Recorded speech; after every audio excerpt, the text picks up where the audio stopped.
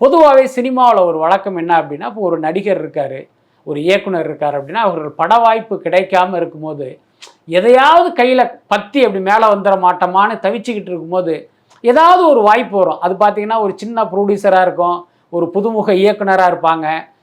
இது நான் இன்னும் சொல்லப்போனால் அந்த உப்மா படம்னு சொல்லுவோம்ல, அந்த மாதிரியான ஒரு ப்ராஜெக்டாக இருக்கும்.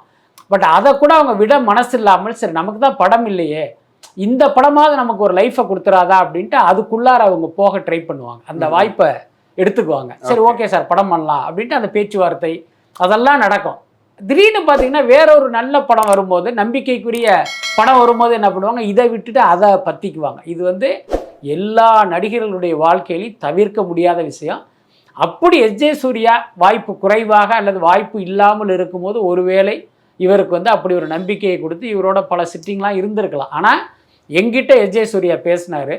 ஏன்னா எனக்கு இப்போ உங்ககிட்ட சொன்ன அதே சந்தேகம் எனக்கு இருந்தது. ஏன்னா இப்படிப்பட்ட எஸ்.ஜே. சூர்யா எப்படி இப்படி நடந்திருக்க முடியும்னு ஒரு கேள்வி இருக்குது. இன்னொன்று நாம் ஒரு ஜேர்னலிஸ்ட்டு.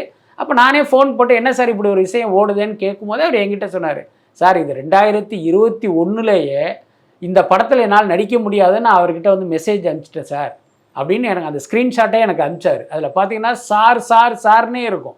நான் சொல்கிறது எல்லாமே அதுக்குள்ளார இருக்குது. அதனால் அப்படிப்பட்ட மனிதர் தான் அவர். இவர் ஏன் இதை இப்படி ஒரு மிகைப்படுத்தி எக்ஸாகரேட் பண்ணி இந்த மேடையில் பேசினார் அப்படிங்கிறது தெரியல.